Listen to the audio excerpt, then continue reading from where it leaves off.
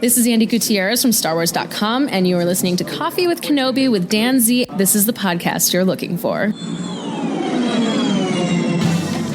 This is Ashley Eckstein, Ahsoka Tano from Star Wars The Clone Wars and Star Wars Rebels, and you're listening to Coffee with Kenobi with Dan Z.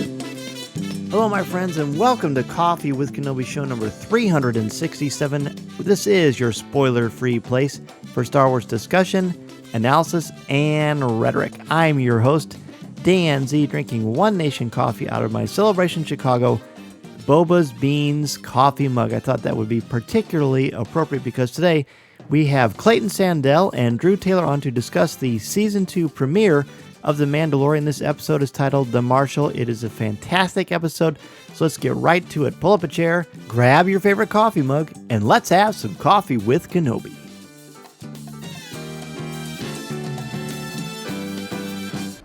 So who talks first? You talk first? I talk first? Joining us today for a cup of coffee to look at the Season 2 debut of The Mandalorian episode titled The Marshal, spelled with one L, is two of your favorites from the world of Star Wars, Coffee with Kenobi, and the Twitterverse. First, let's bring in Clayton Sandell.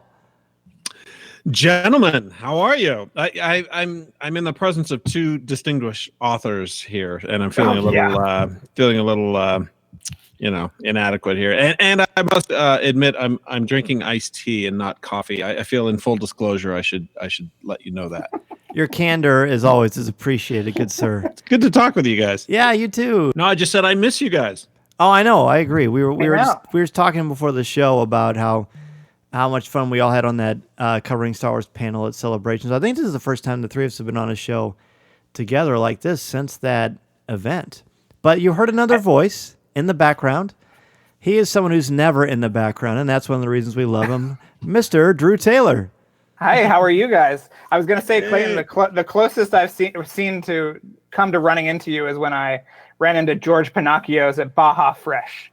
So that's really that is the only thing that that's as close as I've come to getting to say hello to you in these past 8 months. So yeah, that's all I've got. We should change it. 6 degrees of George Pinocchio. Yes. So Clayton, let's start with you. When you first saw the debut episode or the premiere episode of The Mandalorian Season 1, we loved it, but it was just sort of hard to kind of wrap our heads around it. But then you watch the entire season and we fall in love with this character, with this world, this aspect of the Star Wars universe on a streaming service. So how did that anticipation lead up to the premiere of Season 2, and what did the episode do for you? Yeah, I remember watching that first season, that first episode, and watching that first episode like 7 times in a row, just trying to, like you said, get your head around it. I wasn't so sure about Ludwig's music, and it was just so different, but ultimately came around and was very much Star Wars in really in that episode, but in subsequent episodes. I think it just took me a little bit to get into it. This, I was all in. I was ready to go, and it didn't disappoint. I loved the episode. I thought it was terrific. There's so many aspects to it I'm sure we'll talk about, but it was Sure. It hit, I think, on all cylinders. Everything that I was sort of unsure about in that first season, I was looking forward to in this one. Beautiful. Well, I'm glad to hear that. Drew, what about you? How did you? I mean, I'm sure the hype was huge in your mind and in your home to get ready for this episode. Did it live up to your expectations? What'd you think? Yeah, I loved it. I mean, I need to watch it again because I had to watch it at midnight, because we should say that unlike last year, there are no screeners going out for these new episodes. So I was a little exhausted, but I still loved it. I mean, who would have thought that, we would have had an episode of a Star Wars TV show that is essentially a deep space remake of Tremors? Not me, and I'm glad that it's here. I love that. So yeah, I just thought it was a lot of fun. I would say that this is the ultimate episode of The Mandalorian. I'm not going to say it's better or worse than any of the others, but this had everything. It had action, it had nostalgia, it had the complexity of the title character, it had some cute little the child moments, and then I had some knock your socks off an ending that is just unforgettable, and special effects they're out of this world. And Clayton, talk about the special effects. We had you on, a month or two ago to talk about special effects in Star Wars. And I brought this up on Facebook Live tonight. Now that we know sort of how the sausage is made, and we've seen the facility where they create the Mandalorian and create these groundbreaking special effects, when you're watching this, now that you know how it works, does that distract at all to you, or did it work just fine?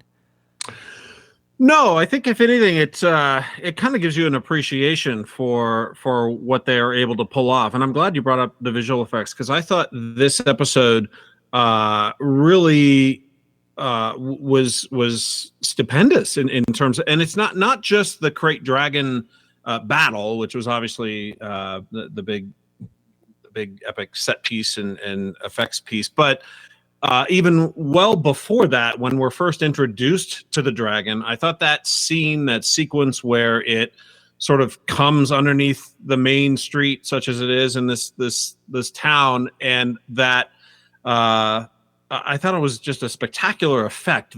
All of this moving sand that sort of liquefies as it comes through, and then just sort of stops as the dragon keeps moving. I thought all of those visual effects were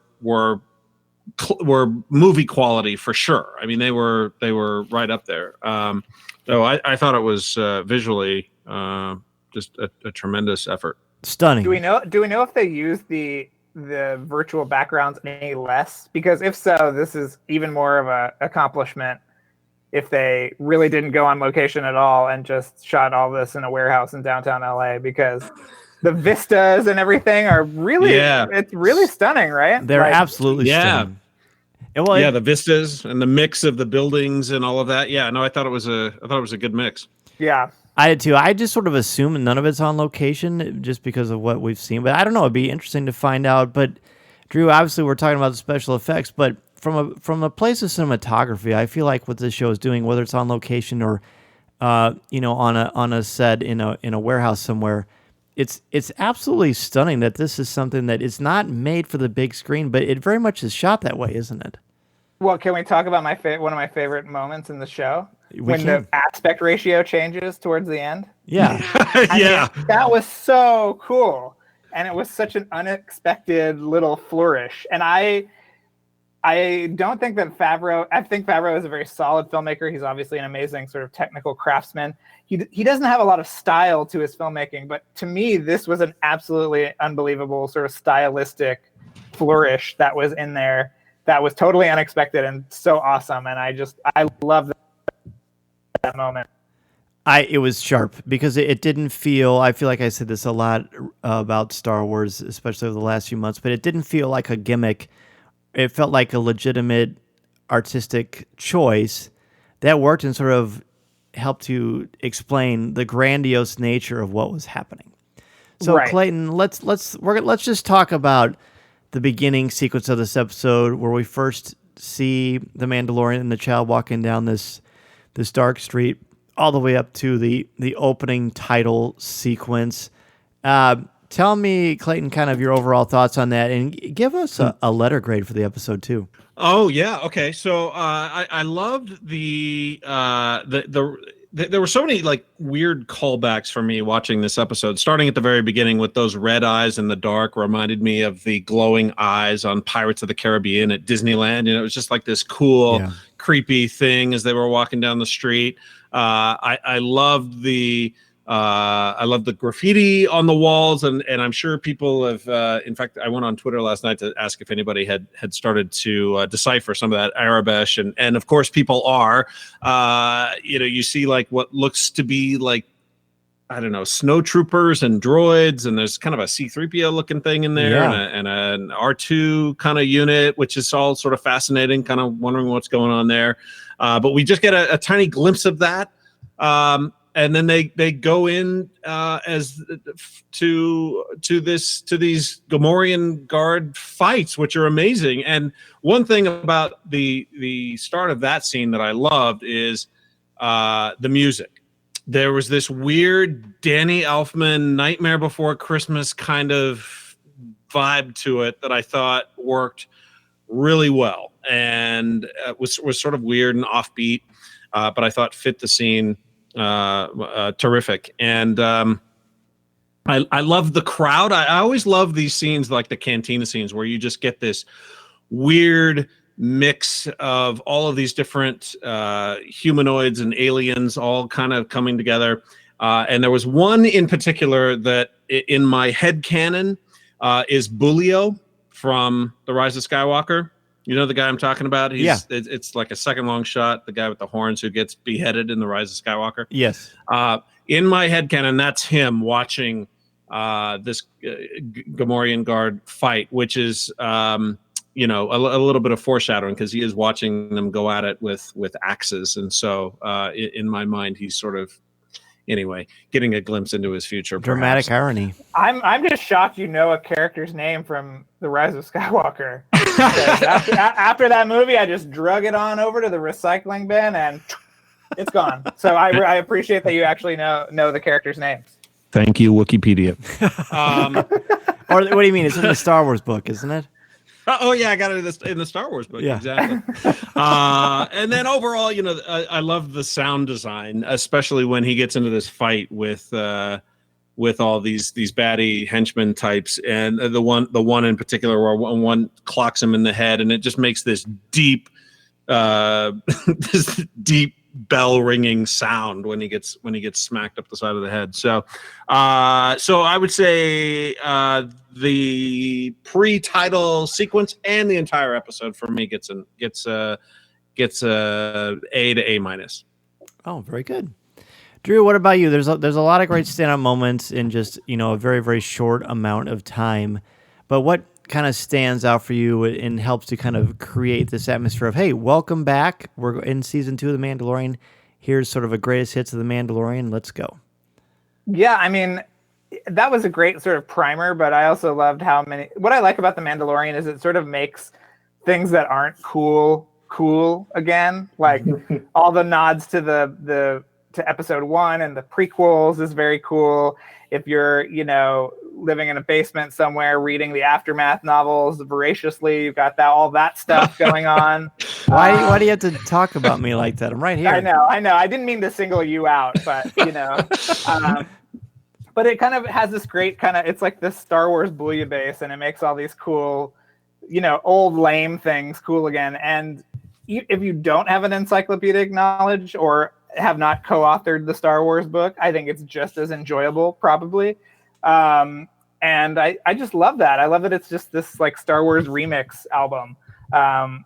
It was really fun to get into that world again. Now I think that there are going to be like characters from Shadows of the Empire showing up or something like that, so Prince Zizor I'm really ready there. for Dash Rendar to have his, his big moment. Yeah, he was wearing a Gamorrean costume. I would say Gamorrean, but it's Gamorrean, I guess. Whatever. So you actually bring up a good point. I'm as shocked as anyone that you've brought up a good point. But there's something interesting here, because today in school, someone said to me, I was a little frustrated with today's with the new episode, and I asked him why. And he said, well, I feel like you have to be like a super fanboy to know all this stuff, like about the Pearl, and he started, he starts mentioning all this stuff. He goes, I didn't even know that was Boba Fett's armor. He just started going on and listening to all these things. But do you guys, what do you think about that? Before I get to my thoughts in the opening, personally, I feel like the Easter eggs are just that. They add to the enjoyment of it if you want to go that direction, but I don't think you needed them to really appreciate the power. Even at the end, if you're not sure what's going on, you still recognize, because of the aspect ratio, Favreau's telling us, hey, this is important. You may not know why, but this is important. Clayton, what do you think? I thought the episode was it fan service to the highest level? Yes. Did I care? Not really. And the thing about, I had to go look up some of these things, because there were, there's chatter about where he got this story, and I guess it goes back to Knights of the Old Republic. This was a thing where you team up with the game where you had to team up with sand people and go and kill the crate dragon and recover the pearl. And so that was a little over my head. I remember getting to that scene, and I was watching it the second time around with my wife and son and my daughter. We were all kind of watching it, and everybody kind of went, what's with the pearl? it kind of had this. They were wondering if this was like the season 1 episode where they killed the Mudhorn and recover the egg. Like, is it something? What's going on? So that was a little over my head. I guess. But it didn't distract from your enjoyment of like kind of what was going on. No, I guess not. But there are things that they do that are a little puzzling. Like, I didn't think when R5 shows up, that was cool to see R5 sitting there. But then they had this sort of gratuitous shot of the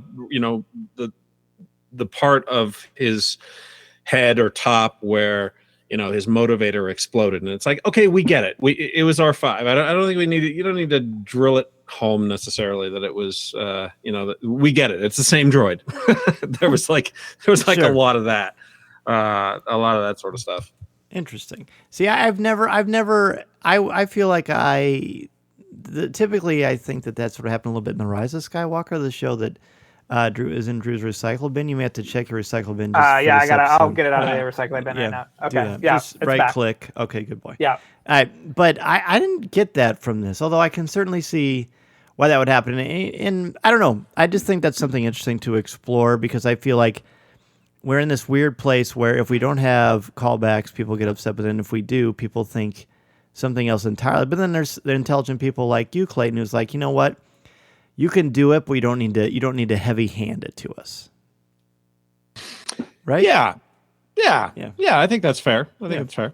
I didn't know what that pearl was either, but I just sort of assumed that it was like, it just kind of fit in with the season 1, episode 2, where he's just doing some weird thing with a monster, and then the Jawas take, something from it. Like, it sort of fit. It's sort of like, this is like if there's a template to the Mandalorian, that is certainly part of the template, which is like, he goes to a weird planet, there's a crazy creature, and I don't know, the Jawas need an egg for something. It's like that's sort of now become part of the lexicon. So I had no idea I had to read about that pearl the next day, and I thought, sure. Geez, Dan Z is the only one that knows this kind of nerdy nonsense. So. Yeah, exactly. I was the same way. It was like, okay, it didn't bother me too much. I figured, we know Favreau is kind of an EU. He makes some deep cuts, and so I figured it was some reference like that. But and some of them were kind of fun to think about. Like, was the bartender one of the guys from Jabba's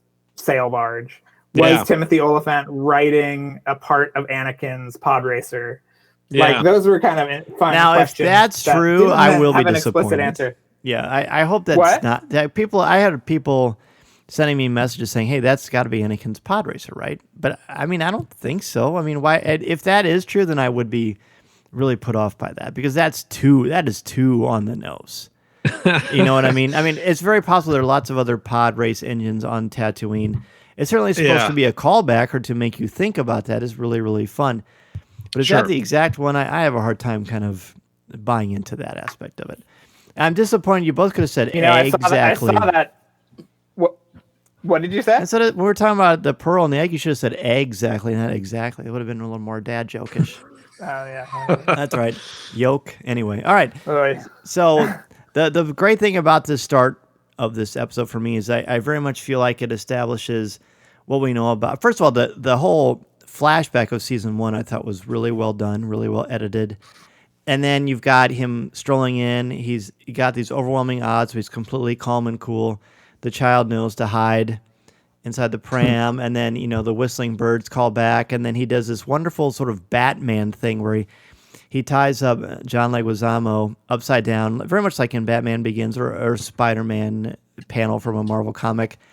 And he shows, I kept my word, but that doesn't mean I'm going to be nice about it. So he's got kind of an anti-hero with a heart of gold, and I thought this really set that up beautifully for people who... I can't imagine anyone who would watch this episode who hadn't seen all of season 1, but it very much shows you what we're going to play with here. And I think that, Clayton, is one of the most important aspects about The Mandalorian to me, about Din Djarin, is because he's not one-dimensional. He's not just some cold-blooded gun for hire, but there's a soul underneath that Beskar armor, and it's really, really stunning that we're able to sort of fall in love with him like this.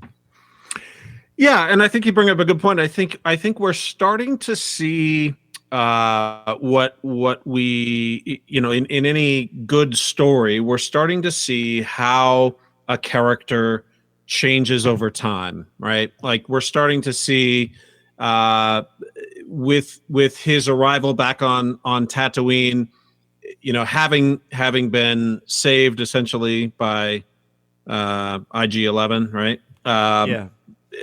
In the finale of last season, now all of a sudden he lands on Tatooine and he doesn't chase off the droids that come toward his ship. There's a change. We're starting to sense a change, but he's not he's not this newer, softer Mandalorian. I kind of thought we were going down that road, like in last season, the episode that took place on the prison ship. Yeah. He one by one takes out the bad guys, and you think he's killed them all. Well, he's actually just stuffed them in a cell somewhere, and allowed them to live. But then we get to the beginning of this episode, and he does a fairly sinister thing by shooting out the lights, and these creatures come out of the dark, and it doesn't end well for Leguizamo's character. So, but I do think we're starting to kind of see a little bit of an evolution in this character. It's nice, and I'm glad you brought up that aspect of the droids, because I actually said to Mason out loud, "Hey, look at that! He's removed." It didn't say he removed the prejudice to my 7-year-old, but that's what I was thinking. It's the fact that we took that beat, which is really important in the finale of season 1. And they're running with it and allowing for, as you said, Clayton, so well, he's not like softer, but he's mellowed in some of his perspective on things, which shows real growth as a character, which is fantastic. So, Drew, we're on Tatooine. First of all, when you first heard, and any of you can answer this, when you first heard that we were going back to Tatooine, kind of what went through your minds? And Drew, we'll start with you. It would be nice to have them go to a different planet, any other planet. I mean, there are literally dozens of Star Wars planets he could go to, but I guess he had to go back because of the Timothy Oliphant character. And I like that they gave us a different side of things. It wasn't just the kind of like yuck, we're back in Mos Eisley stuff. Mm-hmm. So I thought that was nice. Yeah. So you liked it, but there was a party that was like, back to Tatooine again. Yeah, I mean, it's like, how much importance can this one dusty planet really hold in the Star Wars universe? As it turns out, a lot. That's right. So yeah. Clayton, what about you? Tatooine, yay, nay, or whatever? I didn't really care, but I will say when I was watching it with the family, my wife, when she heard Tatooine, she goes, "They're going back to Tatooine." It was like, yeah, here we go. It was fine. It was, I thought this town that he goes to, Malpelga, something like that. Anyway, I thought it was fine to go back, but I felt like it was really, and I know obviously Star Wars is kind of a space Western fantasy and all of that, but I felt like it really leaned heavily on the Western tropes, riding into town, seeing all the townsfolk kind of give them the side eye a little bit, including Sam Witwer. I don't know if you caught him. Really? Yeah, but it was sort of this. It felt very much like, I mean, with if you kind of narrowed your eyes a little bit, you could see horses instead of speeders. It was very. I just thought it really leaned heavily on the Western. Even the dialogue, the way it sounded, partner, the Spurs, the Spurs, yeah. I really like that. Which is Star Wars, yeah. I mean, it is definitely Star Wars. Yeah, but I guess I didn't really have any major objections to going back to Tatooine. I figured there had to be some reason for it. Sure. Well, honestly, I was surprised at my reaction. We typically, when I go back to Tatooine, I just think, well, okay. For season 5 or episode 5 of season 1, I thought, well, okay. And they're even in the exact cantina, sitting in the exact same booth where Han was. I thought, that's a little too on the nose for me. Mm. But for some reason, That's what we call a Filoni special, by the way. Yeah. I was surprised at how excited I was. I actually had like this visceral reaction. My son stood up and he goes, "Daddy, we're going to Tatooine." And we high-fived because normally I'm sort of ambivalent to it. But this, for some reason, of course, there's all kinds of speculation in the Hollywood Reporter and Variety and other clickbait sites have seemed to have gone out of their way to kind of take away some of the luster of season 2. And while I knew that was in the back of my brain, I wasn't focusing on it. So to hear it actually confirmed when it's supposed to be confirmed, when you're actually experiencing the story, that blew me away. And I was thought, okay, we are going to have something that was talked about. And it thrilled me to no end. It gave me kind of an adrenaline push because there's a lot of ripe territory there as long as it's done, I think, with purpose and not just to go back to these nostalgia tropes. And I feel like it was pretty effective. So we go to Tatooine. We find out that the Mandalorian needs to go to a place that's not on any maps, which kind of reminded me of episode 2 a little bit. But they have to go to Mos Pelgo.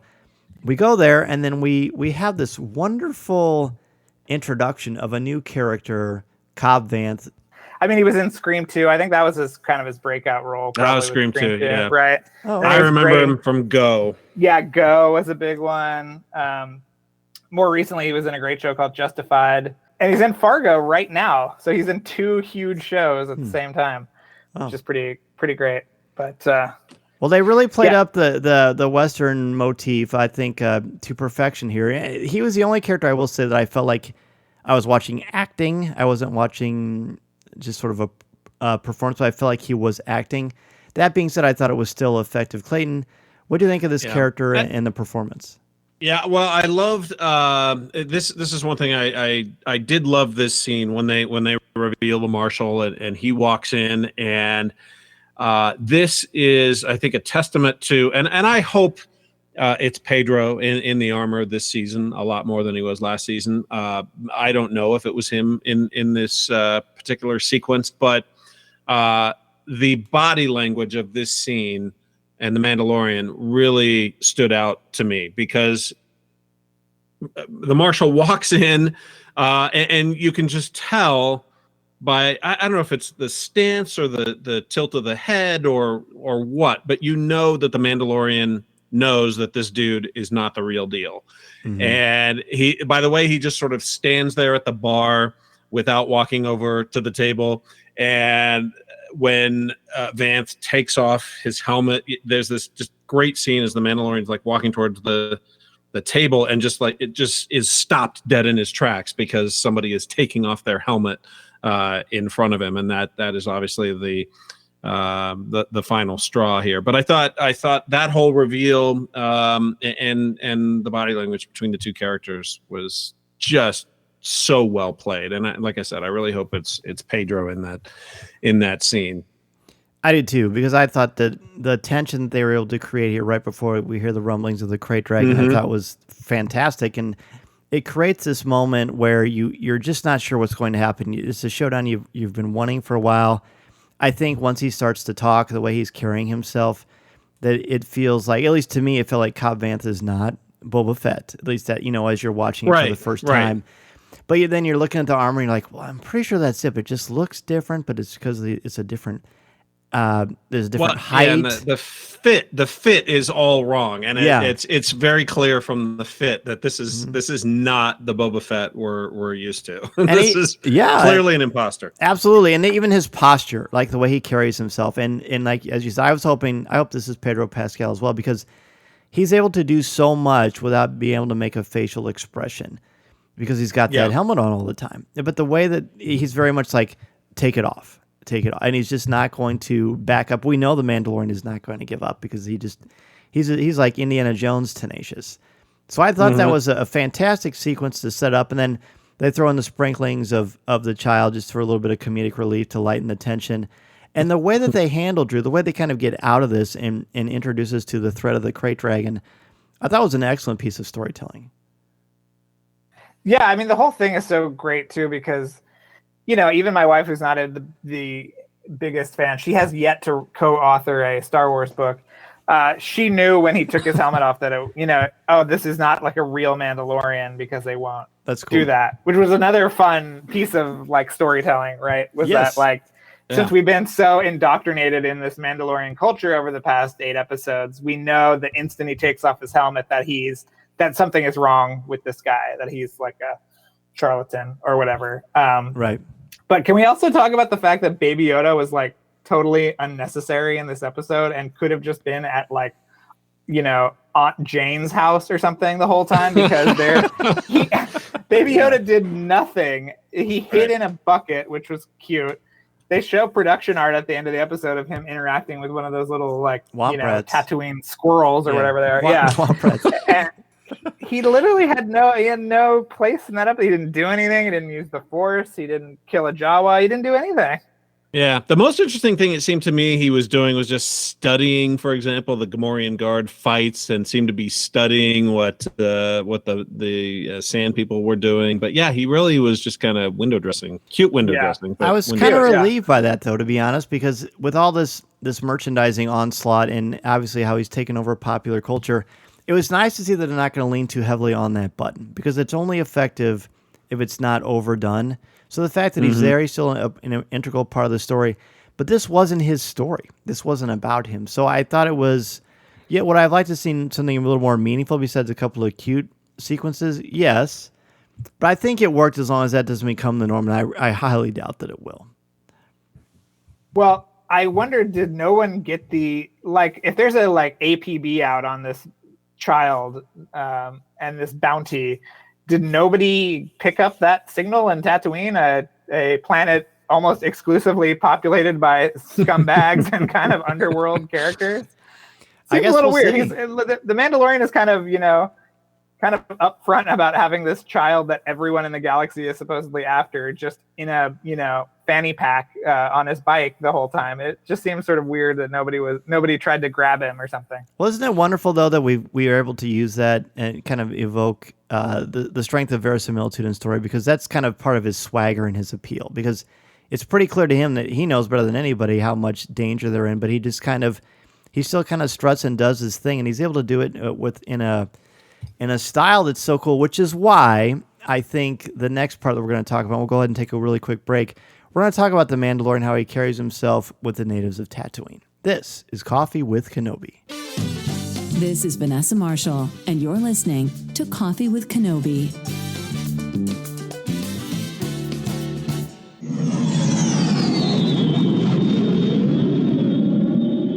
Away creates thoughtful products designed to change how you see the world.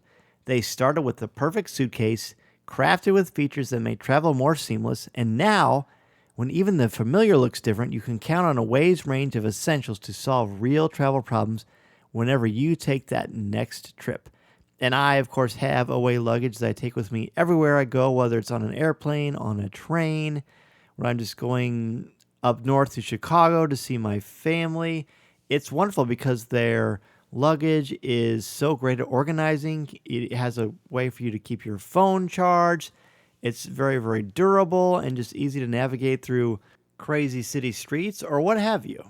These days, travel looks different, but no matter where you need to go, Away offers a range of suitcases and other travel products made of different materials like polycarbonate, aluminum, and durable nylon in a variety of colors and sizes. So whatever you need to bring with you, Away has luggage that will help make your next trip more seamless. Again, when I took this when I was at Disney World, or when we were going to the premiere last year for The Rise of Skywalker, my Away luggage was great at weaving in and out of airport terminals and trying to catch our next airplane, going through the streets of Hollywood. It's just so good the way that they are able to create this rugged, durable luggage that looks really, really classy and is so easy to navigate. It's something that I really, really appreciate. And I think you're going to appreciate them too, especially all of Away's suitcases, which are designed to last a lifetime with durable exteriors that can withstand even the roughest of baggage handlers. Every single suitcase comes with an interior organization system that includes a built-in compression pad to help you pack more in, and a hidden and removable, by the way, laundry bag that separates your dirty clothes. You've got 4 360-degree spinner wheels that guarantee the smoothest roll, even through the most hectic of airports and stations, and it is a TSA-approved combination lock that keeps all of your belongings safe. Away products are designed to last a lifetime. If any part of your suitcase breaks, Away's standout customer service team will arrange to have it fixed or replaced. There's a 100-day trial on everything Away makes. Take the product out on the road, live with it, travel with it, even get lost with it for 100 days. If you decide it's not for you, You can return any non-personalized item for a full refund during that period. No ifs, ands, or asterisks. Away offers free shipping and returns on any order within the contiguous U.S., Europe, Canada, and Australia. Start your 100-day trial and shop the entire Away lineup of travel essentials, including their best-selling suitcases at awaytravel.com/CWK. That's awaytravel.com/CWK. Again, you can start your 100-day trial and shop the entire Away lineup of travel essentials, including their best-selling suitcases at awaytravel.com/CWK. That's awaytravel.com/CWK. MEI and Mouse Fan Travel is your one-stop shop for your vacation needs and your plans to Walt Disney World, Disneyland, or the cruise lines. Travel looks much different now than it did a couple of months ago, and with the opening of Walt Disney World and soon, hopefully, the opening of Disneyland, you need a place to go where you can trust, and they will help you figure out and navigate all the different circumstances and guidelines that Disney has put out for you. And I can say that we had our vacation modified, and as soon as dates were announced, MEI contacted me directly to help me reschedule, which is exactly what I was hoping to do. So if you are interested in rescheduling your vacation or want to try to plan a Walt Disney World, Disneyland vacation, or anywhere else you want to go on the planet, be sure to contact MEI and Mouse Fan Travel at www.coffeewithkenobi.com/mousefantravel. Their signature service and expert advice will help you maximize your vacation time and dollar, and they will help you figure out all the different changes and modifications going on at the Disney theme parks. They are amazing, and I can tell you, honestly, from the bottom of my heart, the peace of mind that Becky Menken and the crew at MEI and Mouse Fan Travel have given me is invaluable. If you're interested at all, again, go to www.coffeewithkenobi.com/mousefantravel. We are back, and we are going to talk about when we got the threat of the Crate Dragon, which I just want to say right now that is my second favorite part of this entire episode, that we actually get to see a Crate Dragon in a live action Star Wars anything. We knew about these things from A New Hope. If you've read some of the literature, even like the Star Wars storybook that came out when the movie came out in 1977. We've heard about the lore of the Crate Dragon and Knights of the Old Republic and other things, and some of the George Mann myths and fables from the world of Star Wars. But Clayton, to see a Crate Dragon in action, of course we knew about the Crate Dragon call because Obi-Wan Kenobi uses that to scare away the Tuskens in A New Hope. But to see this thing in action and the way that they use it, almost like a Jaws character at times, was absolutely thrilling. Yeah, I was almost going to say it. I'm glad you just said it, because this episode was an homage to Jaws. There were several references to Jaws in this film, but especially the way that it moved, the way that one shot in particular when it sort of comes out of the sand and then kind of wobbles as it goes backwards down underneath. The surface was right out of Jaws. There were a couple other things, but I wanted to see more of it, to be honest. I thought it, as big as it is and all of that, I kind of wanted to see more, but it was definitely Jaws-like, and maybe that's the point, is that they didn't want to show it, and that Jaws was so effective because they never showed the shark, so right. You never really had a sense of just how terrifying it was, other than it was scary. So it was really cool to see it. I would have loved to seen a little bit more of it. Well, sure, totally fair, and hopefully we will. And we certainly won't see any more of this one. But if of all the callbacks or the things that we see that's nostalgia based, I think it's going to be hard, at least for me, to ever top this thing, because of the scale, because of the scope, and the fact that Favreau directed this. And as you said earlier, Drew, he's so good at telling a story through visual effects. I thought completely nailed it. So, Drew, obviously, you've heard of the Crate Dragon, but I thought, especially when they said crate, I thought this thing was on crate in The Last Jedi, because spelled different. As we all know, objectively, The Last Jedi is the greatest Star Wars in recent memory. It's salt. I agree. It's salt. We finally agree with something. But I thought, so I was like, oh, there was like this giant worm on crate. That would have been cool to see, but so I had no idea what a Crate Dragon was. And then I had to research it. What'd you think? Do you think it was cool? Yeah, it was. I mean, it was a giant dragon coming out of the land. It was great, but I mean, I didn't have an emotional reaction like, "Oh, we're finally seeing the crate dragon," like you did. Well,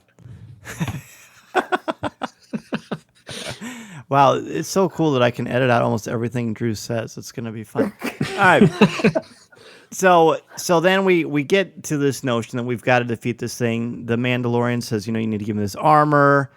But that does not seem to be something that the Marshal is very interested in doing. But Cobb Vanth eventually relents because they've got a bigger problem, and that is, of course, the Krayt Dragon.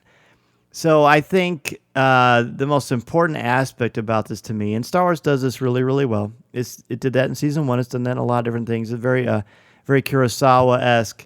But you've got to take people from different backgrounds and different races, different languages and cultures, and get them to work together. And gentlemen, for my money, the fact that there's so much sign language and emphasis on culture and understanding people that speak differently and talk differently from you and not resorting to violence to solve your problems. The fact that the Mandalorian, who we've established is definitely not someone you want to trifle with, the fact that he uses language and culture and an appreciation without putting himself above others, I think is why this series is so incredibly special. Why I am proud to show it to my children, because I think that is something that we all could use a real dose of.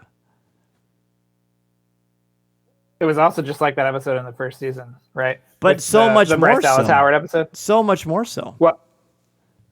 Yeah, no, I thought it was great. I love that aspect of it, but it did feel a little bit like, oh, is this like another trope of these episodes, right? He goes to a weird planet. He kind of teaches the natives how to fight. I think what would be interesting is if he returns to one of these planets and maybe his, indoctrination and how to combat these creatures has maybe gone overboard, and the society has sort of like, descended into chaos and everyone's murdering each other. And, but that might not be Disney Plus friendly, but, these things should have some ramifications, and I think it'll be interesting if they kind of come back to some of these scenarios later in the show. I hope they do, and I also think it's very important to note that the actor who interacted with Pedro Pascal is actually deaf in real life, and I think that's even more important to this episode too. That is very cool. Yeah. Yeah, and to the point where now people are talking about creating much like fans have done with Klingon. They want to create an entire Sand People sign language. Wow, how about that? Yeah. All right, so we get it. How about the sequence too, where he encounters the Tuskens, and anybody who's a dog lover, I think, can appreciate what happens.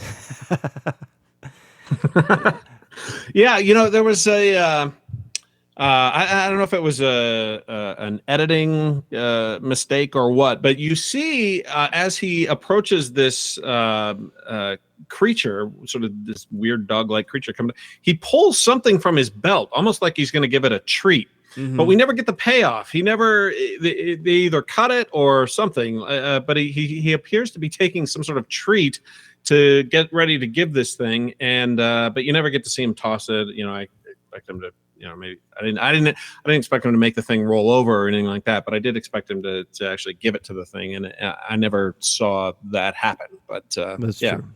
That's true. But it still perpetuates or it attempts to eliminate this myth of redemptive violence that's so prevalent in most of our popular culture. And I just love that aspect of it. Yeah, that was very cool. It's a very, very different approach to the Tusken Raiders than we saw in 1977, for sure. Different times. Absolutely. So then we, as they're going on their little joyride, Drew, I believe you posted a picture of, what did you say? You going to get a Pepsi at the gas station? Oh no, yeah, no. Going to get a $1 McDonald's Coke, and then it was the picture of them on their little jet skis on the way to fight the dragon. I thought that was pretty funny. That was really funny. Talk about the flashback, Drew. Since you are new to some of the stuff of of Tatooine. I'm assuming you haven't read Aftermath based on your glowing recommendation earlier. I haven't read Aftermath, but I love Jawas. They're like my favorite Star Wars creature. I was born in '83, so my first toy was one of them that I remember was a stuffed Jawa that had eyes that lit up. That I am assuming was a piece of Return of the Jedi merchandise.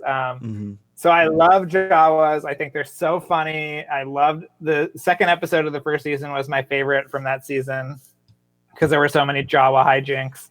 So I just loved that whole interaction with him and fleeing the town and getting picked up by the sandcrawler and all of that stuff. I just loved. I thought it was so funny and cool and it sort of gave necessary backstory without sort of burdening the episode with too much of that stuff. Yeah. So I thought it was really great.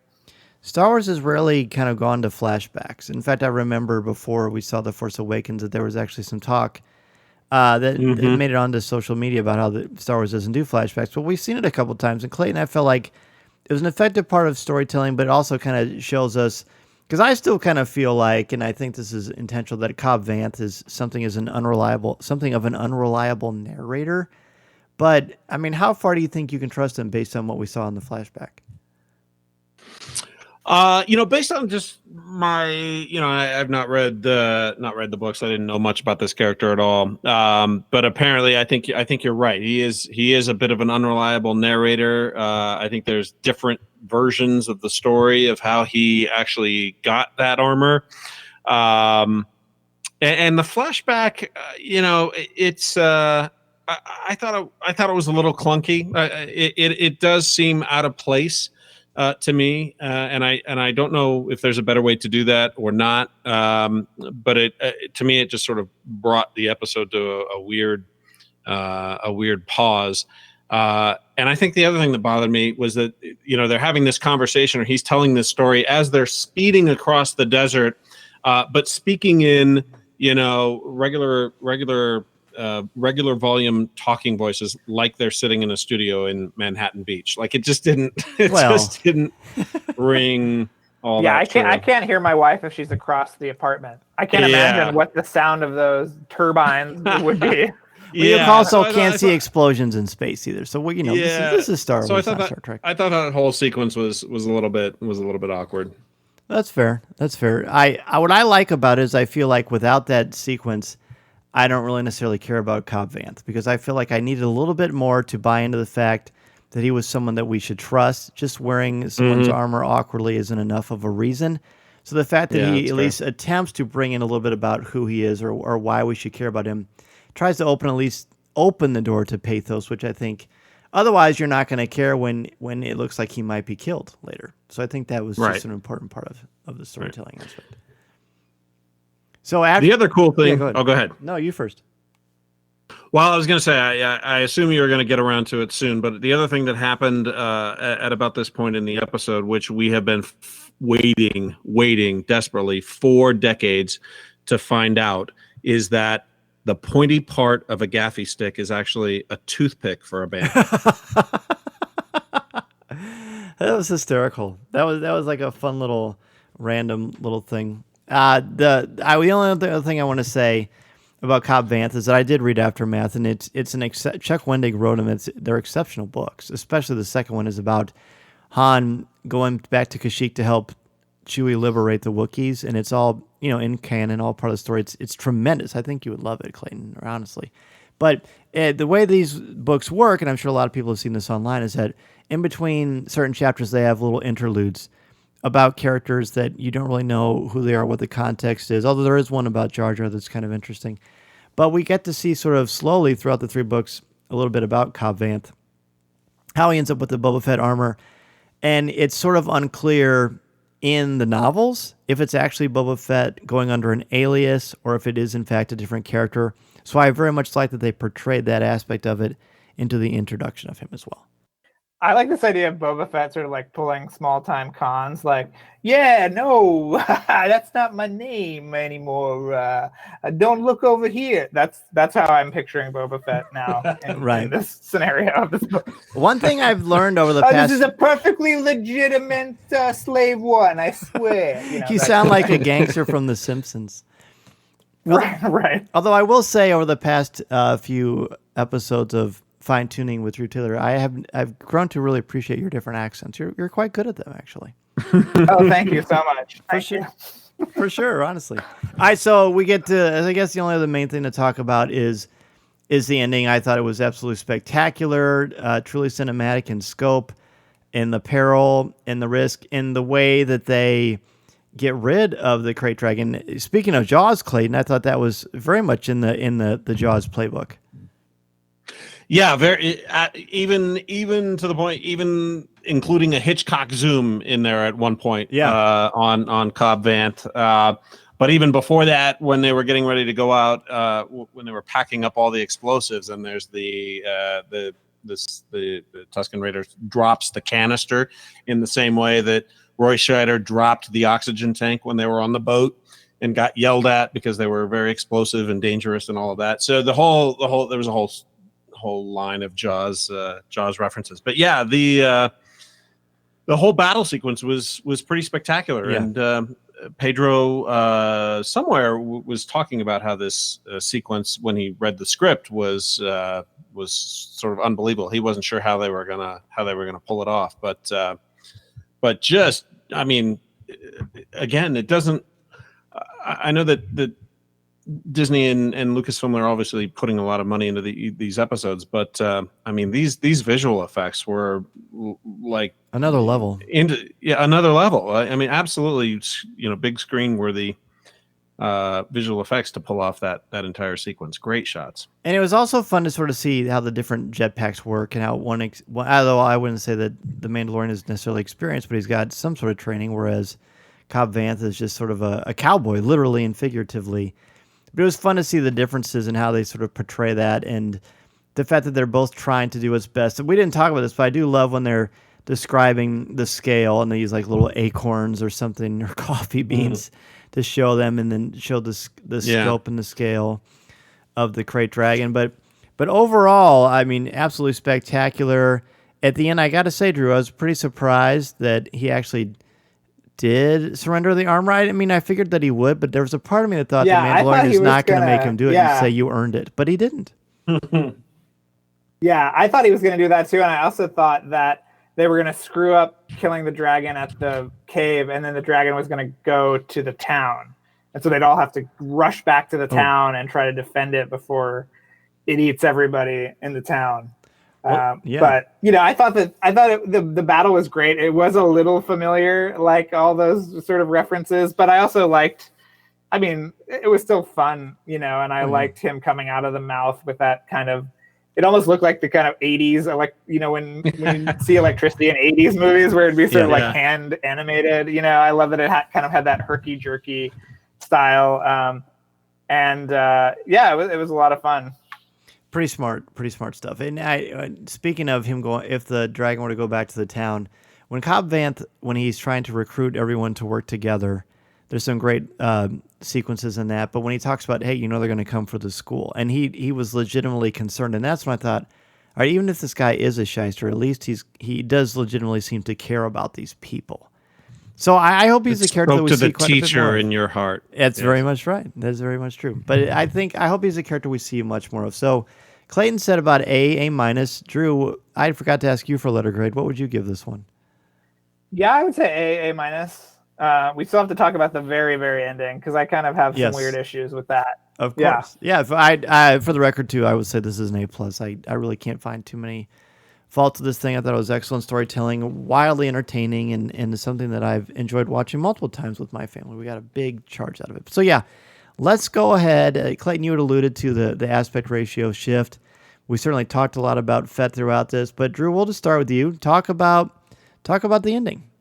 What worked, what didn't? Well, I thought it was cool to see Boba Fett. It's Tamora Morrison, who's a great Polynesian actor, and he has not played Boba Fett yet right? Canonically, Right. he's only been Just a voice. Yeah, okay. Yep. So he's only been Django in the voice, prequels. yeah. Yep. Yeah. And the So that voice, was really- In special edition. In the special Yeah, edition. that's right. That's right. They dubbed him in. Mm-hmm. But so that was very cool to see him. There is a kind of like logic thing where it's like he's been on this planet and the community only has, a few dozen people. Has he never seen this armor before? Was it the armor that kind of put him off, or was it seeing another Mandalorian? It just sort of didn't make sense if he's been there for so long, why he didn't try to do something sooner. I mean, it's like, yes, Timothy Olyphant is very cool. He probably would not, put up much of a fight though if Boba Fett came to get his armor back. So that was the one thing that I was just sort of like, what's going on here? So I would love to hear you guys explain that to me, or if you have any thoughts on that. Yeah, I completely agree. I wasn't sure what he'd been doing all this time. We believe it's 6-7 years after he supposedly went down the Sarlacc It'd pit? be 5. I don't know how much time takes place between seasons 1 and 2, but it's 5. The season 1 is 5 years after. Okay. Yeah. Okay. So it did raise a lot of questions. It's like, why didn't he go get this sooner? What's brought him out now? And the other thing is, Boba Fett is not technically a Mandalorian, right? That's correct. That is correct. So so if it's not the armor, why would he necessarily care about an actual Mandalorian being on the planet? So like Drew, I had a lot of questions about why we're just seeing him now and what could possibly be motivating him to come out of whatever cave he's clearly been living in for the last 5 years. Sure. It sort of uncomfortably reminded me of the Solo cameo of Darth Maul, where Darth Maul just turns on his lightsaber for no reason on the hologram, just to make sure people understand who he was. Remember, I'm the guy with that double-bladed lightsaber. Yeah, I had remember like a few years ago. I was, I kind of got cut in half, whatever. Yeah. You are Drew. You are my favorite cynic, I gotta say. Well, no, I mean, there's a good way to sort of reintroduce things and pay homage, and there's sort of clunkier ways to do it. And I think that that final shot was aired on the clunkier side. And I'm not usually the person that sees things coming from a mile away, but I think if you look at how Favreau had set up previous episodes with these cliffhangers, and like you knew that there was going to be something, and it just to me was pretty obvious that through the entire episode that you were going to see or have some answer to the real fate of Boba Fett at the end of this episode. I thought it was kind of an obvious way to end it. Can you imagine though how thrilling it would have been if we didn't know that Tamir Morrison was cast, and the excitement that we would have felt if we didn't know that? I had kind of forgotten it. So I guess when I saw his face, like, oh yeah, I remember. Yeah. See, I don't like what they did with Boba Fett in the prequels, so I'm still sort of like, it would be cool to still not know who was under that. I agree. Helmet. And if it was a British guy instead of why now Boba Fett has a New Zealand accent, it's like, okay. Well, we can't wait to go get Han Solo. It's like it doesn't quite work as well. my app for placing dialogue just broke when you did that. Yeah. Good. I kind of thought that when I saw him, I didn't really think about why was he there or why wasn't there. To me, I thought, well, maybe this is the first time he's actually seen the armor. Maybe this is the first time he's doing it. For all we know, he's been wandering the desert. He's lucky to have survived. I mean, the Mandalorian tells us the only way a Sarlacc leaves is if someone eats the Sarlacc, which seems like an impossible thing unless you've got a Krayt dragon. So I like the idea that there's a lot of story here that we haven't gotten yet, and the fact that we've waited so long for it. And I will go on record, and I have many times, I'm not a big Boba Fett fan. I love the armor. I love how he looks in The Empire Strikes Back. I don't really care for him in Return of the Jedi. I don't really love him in Episode 2 either. But the fact that he's coming back and we're going to kind of extend the lore a little bit more and find out more about this and how it's going to work, and the fact that Jon Favreau and Dave Filoni are going to be the people to tell us that story, to me is absolutely thrilling, and I'm here for it. It's going to be 400 episodes, and you're going to have to know every little bit of every culture in the Star Wars galaxy, and it's going to be very tedious. Really do like not knowing. Like, I really do like not knowing, but if they're going to do it, then do it well. and I have faith that they're going to. Either that, or that will be the last time we hear about Boba Fett in this entire series. Wouldn't that be great? You know, I thought that could be something. Like, what if we just never see him for the rest of at least this season? That'd be great. And that was just it. Yeah, I would love sure. that. I would love that. I think that'd be. I don't think fans would go for that. Now, if that happens, I don't think it's going to happen. Listening to Coffee with Kenobi, you are with Dan Z, the podcast you're looking for. This is.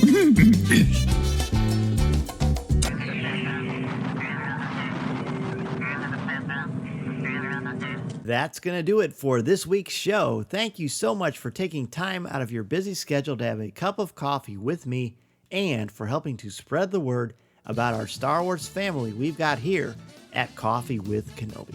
Be sure to tune in Monday nights at 8 o'clock p.m. Central Standard Time on Facebook Live at www.coffeewithkenobi.com/live or www.facebook.com/coffeewithkenobi and have a cup of coffee, tea, or any beverage of your choosing with me as we continue the conversation. To join us in the CWK Cafe, which is our Facebook group, and share your Star Wars thoughts, comments, reviews, and opinions in a family-friendly, spoiler-free place that is also drama-free, go to www.coffeewithkenobi.com/community and be part of the conversation, talk about this week's show, or just talk about some Star Wars. It is a lot of fun, and you'll make some new friends as well as catch up with longtime friends along the way. I also want to thank all of the new and longtime members of the CWK Alliance and let you know how much I appreciate your help and encouragement. A big thank you to our CWK Alliance members, Mary Perdue, Jason Hall, Dennis Keithley, Ross Hollowman, Cato McNichol, Alexander Moylan, Jim Capron, Smooth Rivera, Tyler Pompa, Frank Mulder, Colby Mead, LJ Souter, Daz Davies, Dustin Mills, Robert Avila, Terry King, Jeff Ellis, David Nicely, Chris Gavarka, Angela Sauce, Aaron Harris, Greg McLaughlin, Eric Struthers, Christine Turk, Brian McKinney, Alex Procasio, Hannah, Susan Gray, Ian Thompson, Dan Ream, Christian Dale, JC Poe, Ed Kimoto, Blake Weaver, Chelsea Sansbury, Yancey Evans, Craig Hargrove, Chris Metz, Connie Shee, Mark Suter, Jared Cantor, Kurt McKellen, Thea Selby, and Simbat Defterdarian. If you want to join the CWK Alliance, be sure to go to www.coffeewithkenobi.com/CWK Alliance and sign up today. Not only will you help out Coffee with Kenobi, but you also get access to CWK Pour-Over, the exclusive weekly podcast not heard anywhere else. It's a great way to support and help out the show, and 10% of your monthly contributions go directly to the St. Jude Children's Hospital to support the incredibly important work they are doing to help these brave children and their families. Plus, contributors at the CWK All-Star level can watch a video podcast of CWK Pour-Over hosted by me, Tom Gross, and Corey Clubb. Feel free to reach out if you have any questions. In addition to being part of the community on Facebook, please don't forget to visit our website at www.coffeewithkenobi.com for Star Wars news, announcements, reviews, live video, and so much more.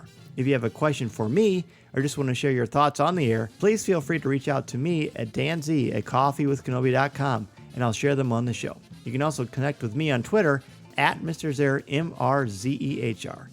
There are also a lot of ways to connect with me and Coffee with Kenobi on social media. Follow us on Twitter and Instagram.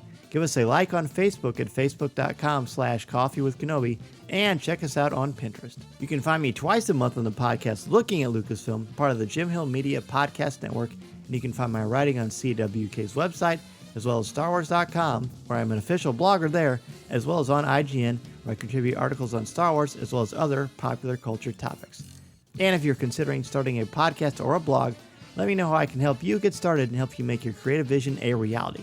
Be sure to check out danzmedia.com and we can get the process started. I'm also available to come to your school, conference, business, or organization to talk about how to tap into your strengths and help you bring out your very best. You can take that first step into a larger world. Thanks as always to our CWK sponsors, especially MEI and Mouse Fan Travel, our travel partner and your one-stop shop for all things Walt Disney World, Disneyland, the Disney Cruise Lines, or anywhere on the planet. Please go to www.coffeewithkenobi.com/mousefantravel to book your magical vacation and help support Coffee with Kenobi in the process.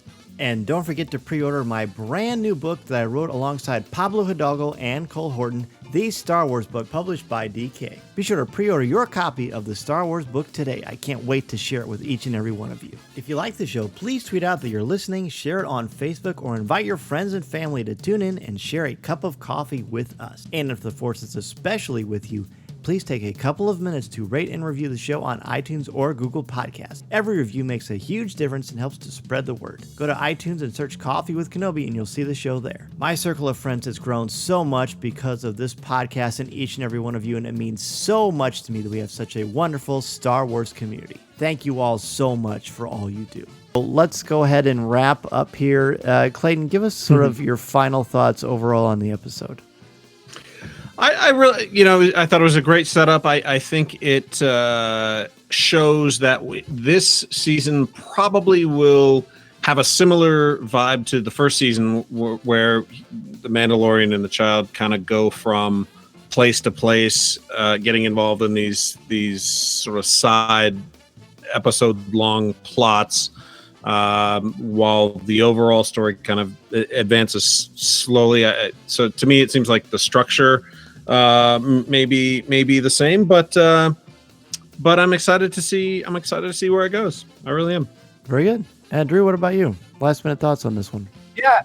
I mean, like Clayton said, this is not the most narratively sophisticated show on television. It's not when this was airing next to Watchmen last year, it was like, oh my god, this is like finger paint. But there is something sort of